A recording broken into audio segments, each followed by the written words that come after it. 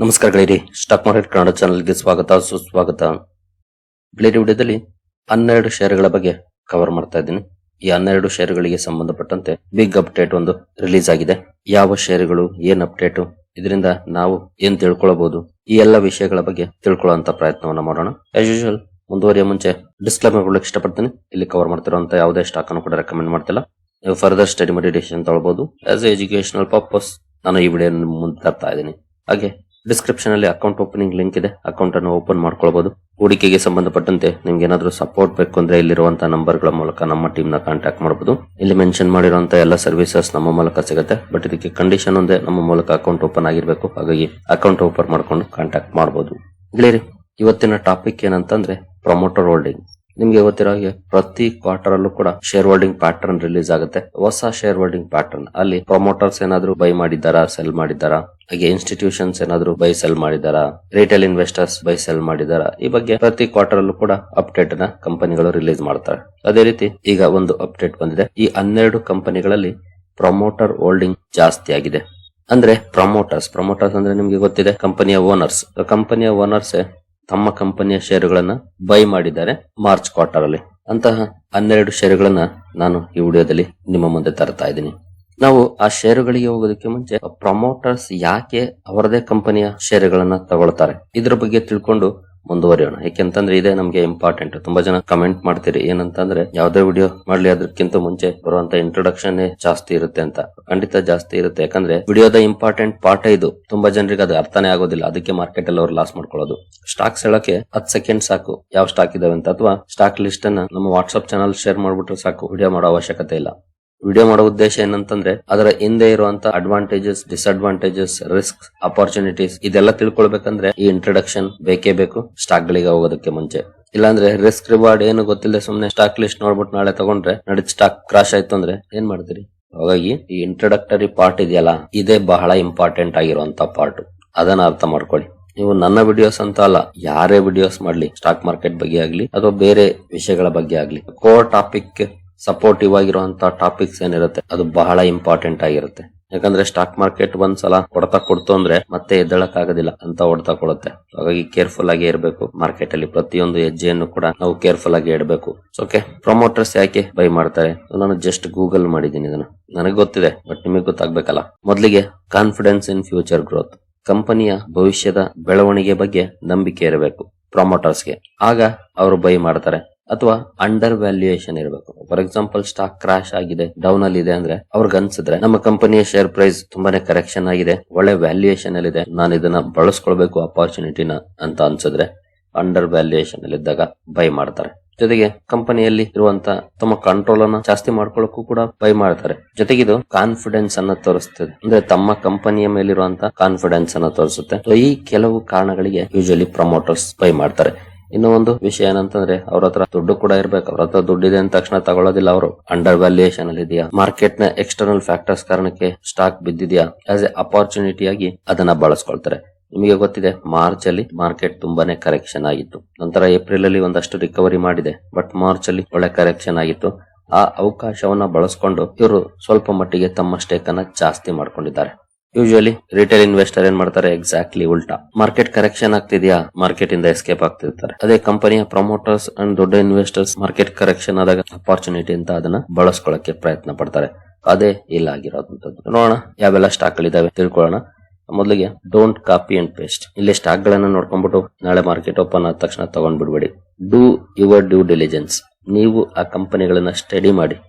In case ನಿಮ್ಮ ಹತ್ರ ಈಗಾಗ್ಲೇ ಇತ್ತಾ, ನಿಮ್ಮ ಬೆನ್ನನ್ನ ನೀವೇ ತಟ್ಕೊಳ್ಳಿ. ನಿಮ್ಮ ಹತ್ರ ಇಲ್ವಾ, ಕಂಪನಿಯನ್ನ ಸ್ಟಡಿ ಮಾಡಿ. ಈ ಕಂಪನಿಯಲ್ಲಿ ಅಪಾರ್ಚುನಿಟಿ ಇದೆಯಾ, ಗ್ರೋತ್ ಇದೆಯಾ, ಕಂಪನಿಯ ಬ್ಯಾಲೆನ್ಸ್ ಶೀಟ್ ಅಲ್ಲಿ ಸ್ಟ್ರೆಂತ್ ಇದೆಯಾ, ಕ್ಯಾಶ್ ಫ್ಲೋ ಚೆನ್ನಾಗಿದೆಯಾ, ಇದೆಲ್ಲವನ್ನ ಸ್ಟಡಿ ಮಾಡಿ. ಇನ್ನು ನೆಕ್ಸ್ಟ್ 5 to 10 ಇಯರ್ಸ್ ಅಲ್ಲಿ ಈ ಕಂಪನಿಯ ಬಿಸ್ನೆಸ್ ಮಲ್ಟಿಫೋಲ್ಡ್ ಬೆಳಿಬಹುದಾ, ಅದಕ್ಕೆ ಕಂಪನಿ ಮ್ಯಾನೇಜ್ಮೆಂಟ್ ಏನ್ ಹೇಳ್ತಿದೆ, ಇದೆಲ್ಲವನ್ನ ಸ್ಟಡಿ ಮಾಡಿದ ನಂತರ ಡಿಸೈಡ್ ಮಾಡಿ ತಗೊಳ್ಬೇಕಾ ಬೇಡವಾ ಅಂತ.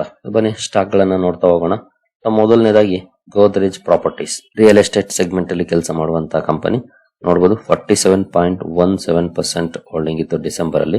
ಈಗ 51.66% ಆಗಿದೆ. ಅಂದ್ರೆ ಆಲ್ಮೋಸ್ಟ್ 3.5% ಸ್ಟೇಕ್ ಅನ್ನ ಪ್ರಮೋಟರ್ಸ್ ಜಾಸ್ತಿ ಮಾಡ್ಕೊಂಡಿದ್ದಾರೆ. FIS ಕಡಿಮೆ ಮಾಡಿದ್ದಾರೆ, DIS ಕೂಡ ಕಡಿಮೆ ಮಾಡಿದ್ದಾರೆ, ಪಬ್ಲಿಕ್ ಸ್ವಲ್ಪ ಜಾಸ್ತಿ ಮಾಡಿದ್ದಾರೆ, ಬಟ್ ಪ್ರಮೋಟರ್ಸ್ ತಗೊಂಡಿದ್ದಾರೆ.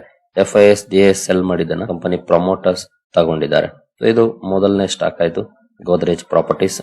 ನೆಕ್ಸ್ಟ್ ಸ್ಟಾಕ್ ಗೆ ನಾವು ಬರೋದಾದ್ರೆ Adani energy solutions. Adani group ನ ಕಂಪನಿ. ಡಿಸೆಂಬರ್ ಅಲ್ಲಿ ನೋಡಬಹುದು 71.19% ಇತ್ತು, ಮಾರ್ಚ್ ಅಲ್ಲಿ 72.72% ಹೋಗಿದೆ. ಅಂದ್ರೆ ಇವರು ಕೂಡ ಸ್ವಲ್ಪ ಸ್ಟೇಕ್ ಅನ್ನ ತಗೊಂಡಿದ್ದಾರೆ. ಬಟ್ ಇಲ್ಲಿ FIS ಸೆಲ್ ಮಾಡಿದ್ದಾರೆ ನೋಡಬಹುದು. ಬಟ್ DIS ಸ್ವಲ್ಪ ಮಟ್ಟಿಗೆ ಬೈ ಮಾಡಿದ್ದಾರೆ, ಹಾಗೆ ಪಬ್ಲಿಕ್ ಕೂಡ ಸೆಲ್ ಮಾಡಿದ್ದಾರೆ. ಪಬ್ಲಿಕ್ ಅಂಡ್ FIS ಸೆಲ್ ಮಾಡಿದ್ನ DIS ಅಂಡ್ ಪ್ರಮೋಟರ್ಸ್ ಬೈ ಮಾಡಿದ್ದಾರೆ. ಇದು ಎರಡನೇ ಸ್ಟಾಕ್ ಆಯ್ತು. ನೆಕ್ಸ್ಟ್ ಮೂರನೇ ಸ್ಟಾಕ್ ಗೆ ನಾವು ಬರೋದಾದ್ರೆ JB ಕೆಮಿಕಲ್ಸ್ ಅಂಡ್ ಫಾರ್ಮಾಸ್ಯೂಟಿಕಲ್ಸ್. ಇಲ್ಲಿ ನೋಡಬಹುದು ಪ್ರಮೋಟರ್ಸ್ 47.55% ಹೋಲ್ಡಿಂಗ್ ಅನ್ನ ಇಟ್ಟಿದ್ರು ಡಿಸೆಂಬರ್ ಅಲ್ಲಿ. ಅದು ಮಾರ್ಚ್ ಗೆ 48.80% ಗೆ ಬಂದಿದೆ. FIS ಕೂಡ ಬೈ ಮಾಡಿದ್ದಾರೆ. ಇಲ್ಲಿ 14.88% ಇಂದ 16.33% ಹೋಗಿದೆ FIS ಹೋಲ್ಡಿಂಗ್. ಹಾಗೆ DIS ಕಮ್ಮಿ ಮಾಡಿದ್ದಾರೆ. ಇಲ್ಲಿ 23.35 ಇಂದ 21.38 ಹೋಗಿದ್ದಾರೆ. ಪಬ್ಲಿಕ್ ಹೋಲ್ಡಿಂಗ್ ಕೂಡ ಕಡಿಮೆ ಆಗಿದೆ. ಪಬ್ಲಿಕ್ ಅಂಡ್ DIS ಸೆಲ್ ಮಾಡಿದ್ದನ್ನ FIS ಅಂಡ್ ಪ್ರಮೋಟರ್ಸ್ ಇಬ್ರು ಬೈ ಮಾಡಿದ್ದಾರೆ. ಏನು ನಾಲ್ಕನೇ ಸ್ಟಾಕ್ ಗೆ ಬರೋದಾದ್ರೆ ಜಿಂದಾಲ್ ಸ್ಟೈನ್ಲೆಸ್. ಇಲ್ಲಿ ನೋಡಬಹುದು 61.22 ಇತ್ತು ಪ್ರಮೋಟರ್ ಹೋಲ್ಡಿಂಗ್, ಈಗ 62.04 ಆಗಿದೆ. FIS ಇಲ್ಲಿ ಸ್ವಲ್ಪ ಮಟ್ಟಿಗೆ ಸೆಲ್ ಮಾಡಿದ್ದಾರೆ, DIS ಕೂಡ ಸ್ವಲ್ಪ ಮಟ್ಟಿಗೆ ಸೆಲ್ ಮಾಡಿದ್ದಾರೆ, ಪಬ್ಲಿಕ್ ಕೂಡ ಸ್ವಲ್ಪ ಮಟ್ಟಿಗೆ ಸೆಲ್ ಮಾಡಿದ್ದಾರೆ. ಪಬ್ಲಿಕ್ FIS DIS ಎಲ್ಲ ಸೆಲ್ ಮಾಡಿರೋದನ್ನ ಪ್ರಮೋಟರ್ಸ್ ತಗೊಂಡಿದ್ದಾರೆ.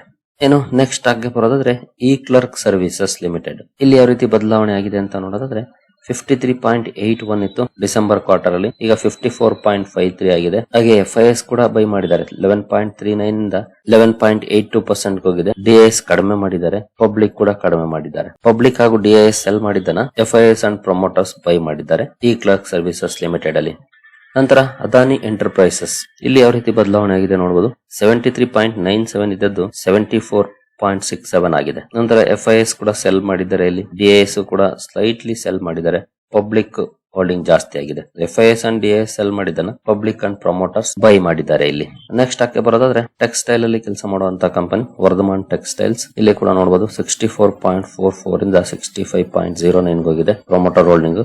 FIS ಕೂಡ ಸ್ವಲ್ಪ ಮಟ್ಟಿಗೆ ಸೆಲ್ ಮಾಡಿದ್ದಾರೆ, DIS ಕೂಡ ಸೆಲ್ ಮಾಡಿದ್ದಾರೆ, ಪಬ್ಲಿಕ್ ಕೂಡ ಸೆಲ್ ಮಾಡಿದ್ದಾರೆ. ಪಬ್ಲಿಕ್ FIS DIS ಸೆಲ್ ಮಾಡಿದ್ದನ್ನ ಪ್ರಮೋಟರ್ಸ್ ಬೈ ಮಾಡಿದ್ದಾರೆ. ನಂತರ NCC ಲಿಮಿಟೆಡ್ 22.25 ಇಂದ 22.81 ಗೆ ಜಾಸ್ತಿ ಆಗಿದೆ.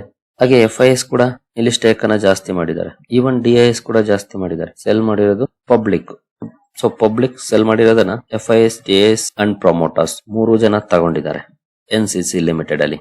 ನಂತರ ಒನ್ ಸೋರ್ಸ್ ಸ್ಪೆಷಾಲಿಟಿ ಫಾರ್ಮಾ. ಇಲ್ಲಿ ಕೂಡ ನೋಡಬಹುದು 29.93 ಇಂದ 30.48% ಗೆ ಜಂಪ್ ಆಗಿದೆ. ಇಲ್ಲಿ FIS ಸೆಲ್ ಮಾಡಿದ್ದಾರೆ, DIS ಬೈ ಮಾಡಿದ್ದಾರೆ ನೋಡಬಹುದು. ಹಾಗೆ ಪಬ್ಲಿಕ್ ಕೂಡ ಸೆಲ್ ಮಾಡಿದ್ದಾರೆ. ಅಂದ್ರೆ ಪಬ್ಲಿಕ್ ಅಂಡ್ FIS ಸೆಲ್ ಮಾಡಿದನ DIS ಅಂಡ್ ಪ್ರಮೋಟರ್ಸ್ ಬೈ ಮಾಡಿದ್ದಾರೆ ಒನ್ ಸೋರ್ಸ್ ಸ್ಪೆಷಾಲಿಟಿ ಫಾರ್ಮಾದಲ್ಲಿ. ನಂತರ ಗ್ರಾಸಿಮ್ ಇಂಡಸ್ಟ್ರೀಸ್. ಇಲ್ಲಿ ನೋಡಬಹುದು 43.21 ಇಂದ 43.73 ಗೆ ಜಂಪ್ ಆಗಿದೆ. ಪ್ರಮೋಟರ್ ಹೋಲ್ಡಿಂಗ್ FIS ಹೋಲ್ಡಿಂಗ್ ಜಾಸ್ತಿ ಆಗಿದೆ, DIS ಹೋಲ್ಡಿಂಗ್ ಸ್ವಲ್ಪ ಕಡಿಮೆ ಆಗಿದೆ, ಪಬ್ಲಿಕ್ ಹೋಲ್ಡಿಂಗ್ ಕೂಡ ಸ್ವಲ್ಪ ಕಡಿಮೆ ಆಗಿದೆ. ಇಲ್ಲಿ FIS ಪ್ರಮೋಟರ್ಸ್ ಜಾಸ್ತಿ ಮಾಡಿದ್ದಾರೆ, DIS ಅಂಡ್ ಪಬ್ಲಿಕ್ ಕಡಿಮೆ ಮಾಡಿದ್ದಾರೆ. ನಂತರ ಸಾರೆಗಾಮ ಇಂಡಿಯಾ. ಇಲ್ಲಿ ನೋಡಬಹುದು 60.39 ಇಂದ 60.84 ಗೆ ಜಾಸ್ತಿ ಮಾಡ್ಕೊಂಡಿದ್ದಾರೆ ಪ್ರಮೋಟರ್ಸ್. FIS ಕಡಿಮೆ ಮಾಡಿದ್ದಾರೆ, DIS ಜಾಸ್ತಿ ಮಾಡಿದ್ದಾರೆ, ಪಬ್ಲಿಕ್ ಕೂಡ ಕಡಿಮೆ ಮಾಡಿದ್ದಾರೆ. ಪಬ್ಲಿಕ್ ಅಂಡ್ FIS ಸೆಲ್ ಮಾಡಿದ್ದನ್ನ DIS ಅಂಡ್ ಪ್ರಮೋಟರ್ಸ್ ಬೈ ಮಾಡಿದ್ದಾರೆ ಸಾರೆಗಾಮ ಇಂಡಿಯಾ ಲಿಮಿಟೆಡ್ ಅಲ್ಲಿ.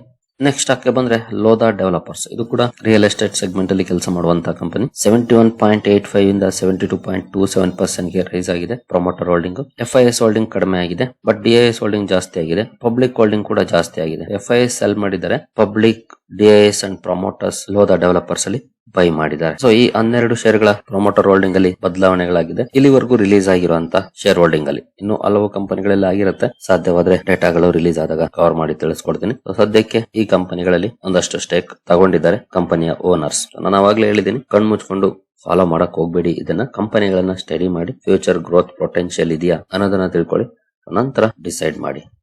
ಸರಿ ಗೆಳೆಯರಿ, ನಿಮ್ಗೇನಾದ್ರೂ ಸ್ಟಾಕ್ ಮಾರ್ಕೆಟ್ ಬಗ್ಗೆ ಕಲಿಯುವಂತ ಆಸಕ್ತಿ ಇದ್ರೆ ನಮ್ಮ ತರಬೇತಿ ಕಾರ್ಯಕ್ರಮ ಇದೆ, ಇಂಟ್ರೆಸ್ಟ್ ಇರೋರು ಸೇರ್ಕೊಳ್ಬಹುದು. ಇದು ಪ್ಯೂರ್ಲಿ ಎಜುಕೇಶನಲ್ ಕಂಟೆಂಟ್ ಅನ್ನ ಹೊಂದಿರುತ್ತೆ. ಇಲ್ಲಿ ಯಾವುದೇ ರೀತಿ ಸ್ಟಾಕ್ ರೆಕಮೆಂಡೇಶನ್ ಇರೋದಿಲ್ಲ. ಬಟ್ ಒಂದೊಳ್ಳೆ ಕಂಪನಿಯನ್ನ ಹೇಗೆ ಹುಡುಕ್ಬೇಕು, ಏನೆಲ್ಲ ಸ್ಟಡಿ ಮಾಡಬೇಕು, ಹೀಗೆ ಹಲವು ವಿಷಯಗಳನ್ನ ಒಳಗೊಂಡಿರುತ್ತೆ. ಸ್ಟಾಕ್ ಮಾರ್ಕೆಟ್ ಜರ್ನಿಯಲ್ಲಿ ಲೈಫ್ ಲಾಂಗ್ ನಿಮ್ಗೆ ಉಪಯೋಗಕ್ಕೆ ಬರುವಂತ ಕಂಟೆಂಟ್ ಅನ್ನ ಇದು ಹೊಂದಿರುತ್ತೆ.